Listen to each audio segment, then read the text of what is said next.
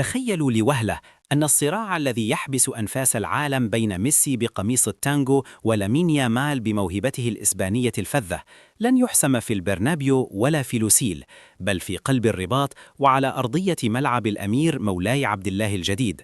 الخبر الذي كان يبدو قبل أشهر ضربا من الخيال تحول اليوم إلى زلزال في مكاتب الفيفا والكاف.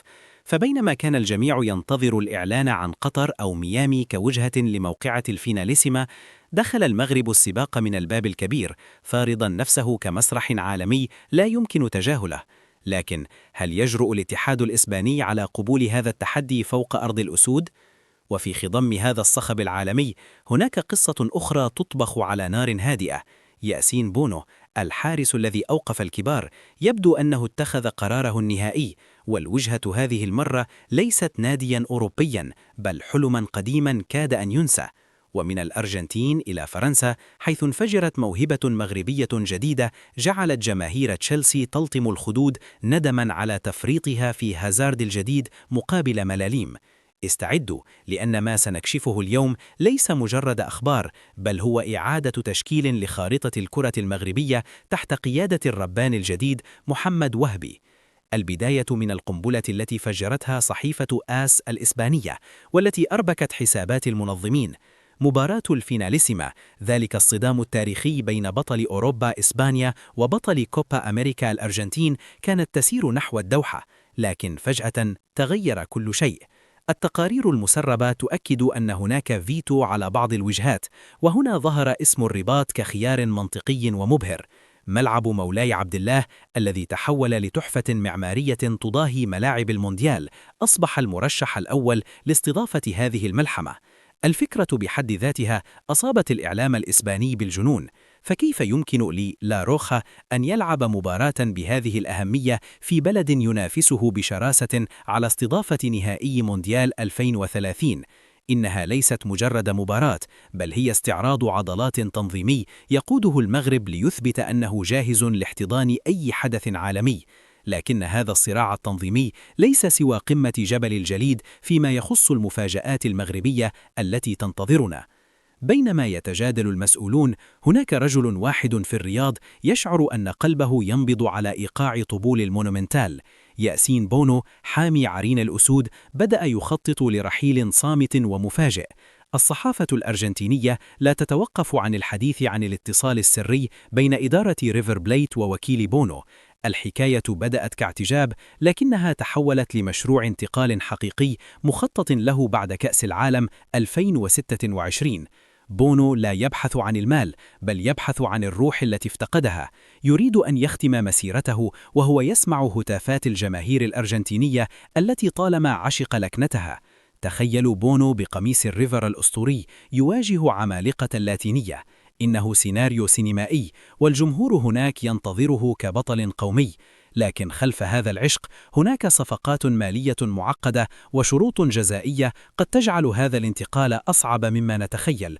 ومع ذلك يدرك الجميع أن بونو إذا قرر فإنه ينفذ. وبالحديث عن القرارات الصعبة، دعونا ننتقل إلى ما حدث في الدوري المغربي، وتحديدا في تلك الليلة التي أعادت فيها لمسات حكيم زياش عقارب الساعة إلى الوراء. أمام الجيش الملكي لم يكن زياش يلعب، بل كان يرسم لوحات فنية جعلت المعلق يوسف شيبو يفقد صوابه ويصرخ: هذا ليس مجرد أداء، هذه رسالة موجهة لشخص واحد. والجميع أدرك المقصود، إنه الناخب الوطني الجديد محمد وهبي. زياش الآن يضع وهبي في مأزق حقيقي، فالجمهور المغربي الذي بدأ يثق في مشروع وهبي التكتيكي عاد ليتحد خلف مطلب واحد: الساحر لا يمكن تعويضه.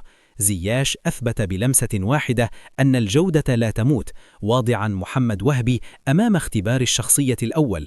هل يرضخ للموهبة الفذة ويعيد زياش لقيادة الأسود في المونديال، أم يصر على استبعاده وفاء لفلسفة الشباب التي يتبناها؟ الإجابة قد تقلب موازين المنتخب رأسا على عقب. وفي الوقت الذي يشتعل فيه النقاش حول زياش، هناك وحش مغربي جديد بدأ يظهر في الأفق الأوروبي: ياسين جسيمي. هذا الاسم الذي بات يتردد في أروقة ستانفورد بريدج أكثر من أسماء نجوم تشيلسي أنفسهم. جماهير البلوز تعيش حالة من الندم، والسؤال: كيف سمحنا لستراسبورغ بخطفه ب7 ملاليم فقط؟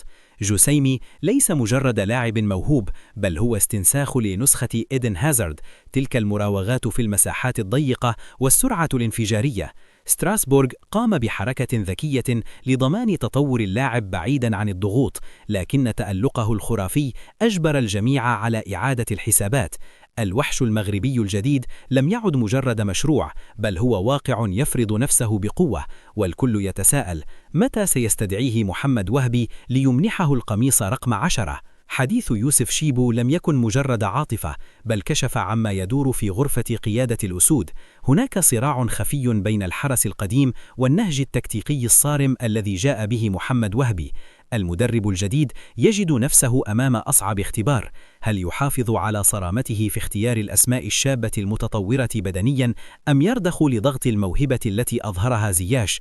التقارير تشير إلى أن وهبي يفضل المجموعة، لكن الشارع المغربي لن يرحم إذا غاب الإبداع.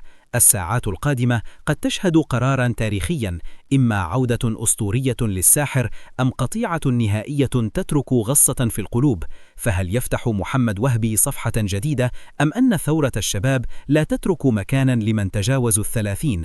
استضافة الفيناليسيما في الرباط ليست مجرد مباراة، بل الإعلان عن تحول المغرب إلى هوليوود الكرة العالمية.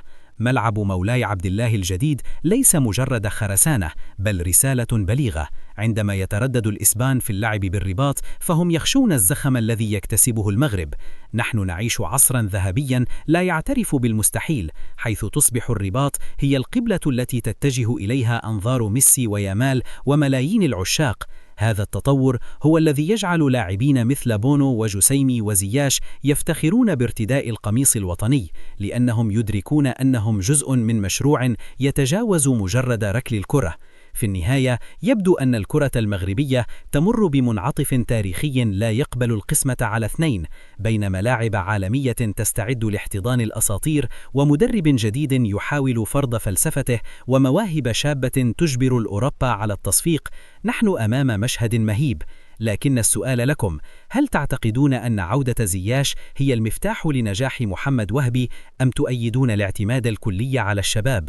وهل ترون أن ملعب الرباط هو المكان الأنسب للفيناليسيما؟ أخبرونا بتوقعاتكم في التعليقات، ولا تنسوا اللايك والاشتراك. نراكم في القصة القادمة، حيث لا سقف للطموح المغربي.